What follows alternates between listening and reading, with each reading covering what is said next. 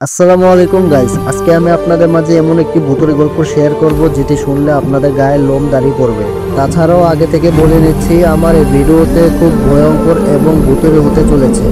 তো আপনারা যারা ভীত প্রকৃতি বা হার্টের রোগী রয়েছেন তারা স্কিপ করে চলে যেতে পারেন। আজকে ভিডিও যারা কিনা খুব সাহসী এবং ভূতের গল্প পছন্দ করে তাদের জন্য। সো তাহলে বেশি দেরি না করে আজকের গল্প শুরু করা যাক।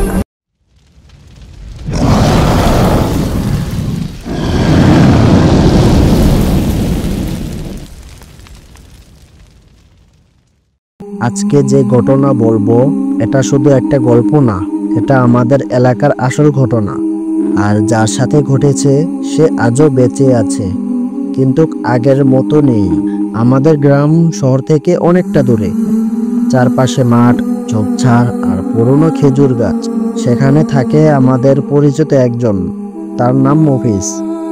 চোখে সবসময় একটা অদ্ভুত ভয়, যেন কেউ তার পিছনে লেগে আছে। মফিজের গল্প শুরু হয় 2018 সালের শীতকালে। তখন তার মা হঠাৎ অসুস্থ হয়ে পড়ে। কোনো ডাক্তারি রিপোর্টে কিছু ধরা পড়ল না, কিন্তু দিন দিন শরীর শুকিয়ে যাচ্ছিল। গ্রামে মানুষ ফিসফিস করতে লাগলো, এটা নাকি ডাক্তারি রূপ না, এটা নাকি কালো খেলা, কালো জাদু।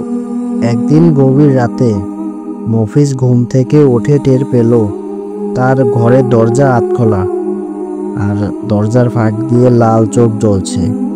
সে ধীরে ধীরে উঠে দাঁড়ালো, কিন্তু বাইরে বের হতেই কিছুই নেই, শুধু মাটিতে একটা ছোট্ট পুতুল, আর পুতুলের গলা চারপাশে কালো সুতো বাঁধা। সুতোটার গায়ে শুকনো রক্তের দাগ। পরের দিন থেকে অদ্ভুত সব ঘটনা শুরু হলো। মফিজ মাঝরাতে চিৎকার করে উঠত। উনি বলতো, কেউ আমার বুকের উপর বসে আছে। তার শরীরে উপর নীলচে দাগ, যেন কারো আঙ্গুলের চেপে ধরা দাগ। দিনে দিনে সে দুর্বল হয়ে পড়ছিল, কিন্তু সবচেয়ে ভয়ঙ্কর ব্যাপার, সে আয়নায় নিজের মুখ দেখতে পারত না। এক রাতে আমি আর দুজন বন্ধু মিলে মফিজের বাড়িতে গেলাম।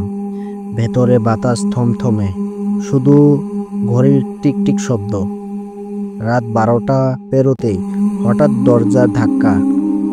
আমরা দরজা খুললাম, কেউ নেই, কিন্তু মাটিতে সেই একই কালো সুতোর পুতুল পড়ে আছে।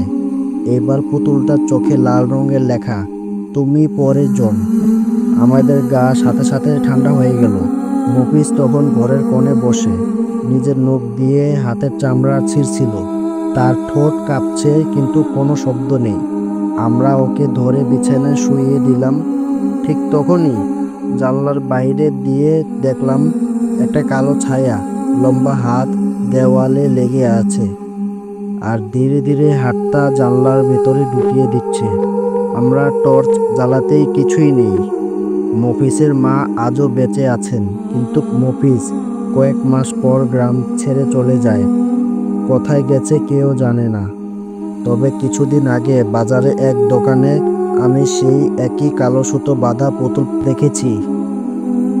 এবার পুতুলটার গলায় লেখা ছিল, তুমি কি মনে রেখেছো? গাইস, আজকের গল্প আমাদের এখানেই শেষ। তো যারা পার্ট 2 দেখতে চান অবশ্যই কমেন্টে জানান। তো আজকের মতো বিদায়। আসসালামু আলাইকুম, টাটা, বাই বাই।